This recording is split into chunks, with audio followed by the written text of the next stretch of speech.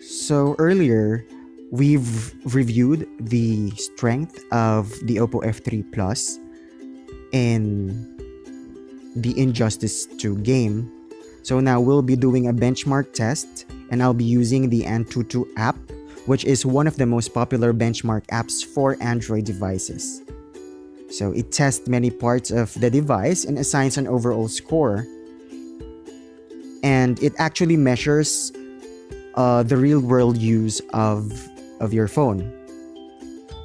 So just like any other benchmark apps, Antutu gives the device an overall numerical score as well as individual scores for each test it performs. So the overall score is created by adding the results of each individual score together. Pero for me, what's important would be the UX. Yung UX is the user experience score, which is the first number on the list. This is supposed to be an overall score that represents how the device's user experience will be in the real world. So ito talaga yung important for me. It's a number where you can look at to get a feel for a device overall performance without digging into the benchmarks or relying too much on the overall score.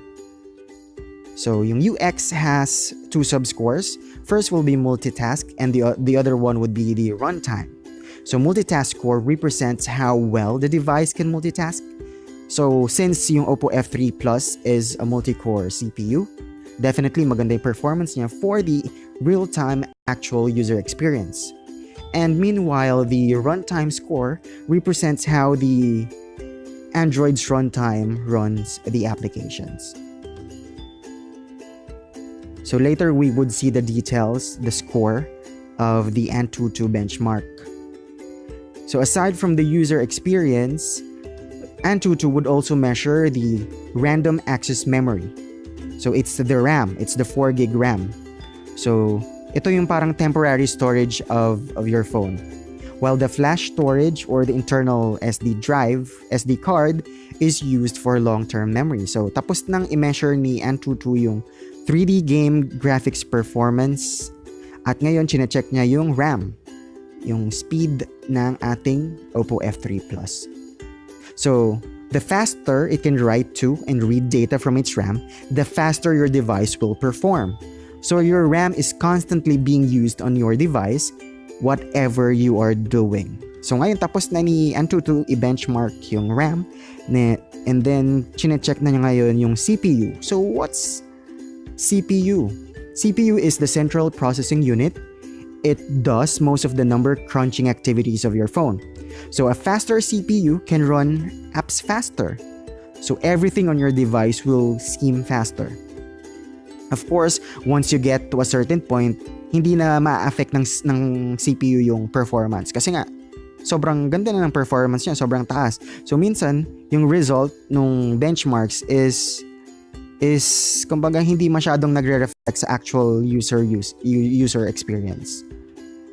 Okay, so then i-check na ni Antutu yung UX, yung for me, the most important part of the benchmark, yung UX, yung user experience. So we've discussed that earlier.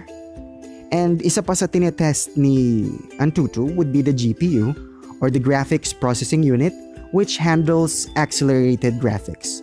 So when you play the game, your GPU kicks in and gear and renders the 3D graphics or accelerates the two-dimensional graphics.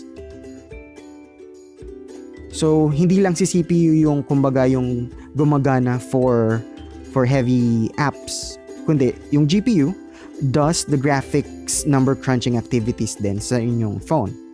So tapos na ni Antutu i-benchmark yung CPU performance and chinecheck na niya ngayon yung actual user experience performance.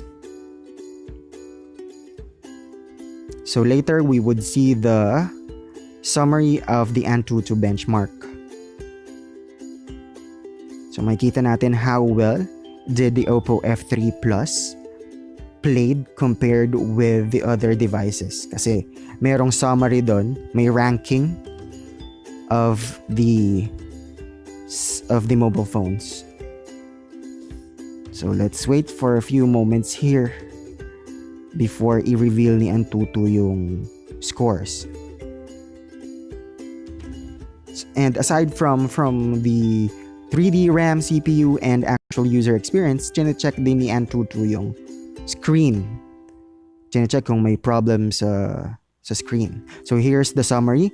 So OPPO F3 Plus garnered 90,592 score, in which is an amazing record, sabi doon. And for the 3D, it runs smoothly for 3D games in mid-quality mode. And for the user experience, medyo mataas yung score niya. For the CPU, it shows here na high-end daw ang central processing unit, which supports large apps with excellent multitasking, which really reflects the actual experience. So now let's check for the screen test. It would test whether there's dead pixels sa phone. So for the LCD test, you will show here the color. Yung parang sa TV yung walang signal. Then color bar test. Tinitingnan kung may damage ba yung screen natin.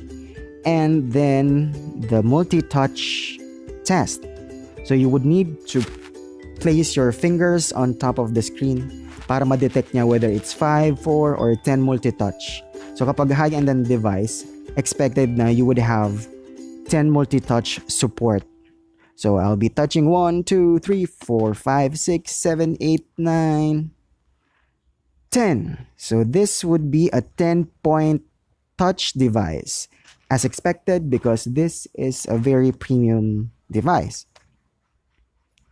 So all in all, the OPPO F3 Plus performed well, and this would show to us the ranking. I believe the rank is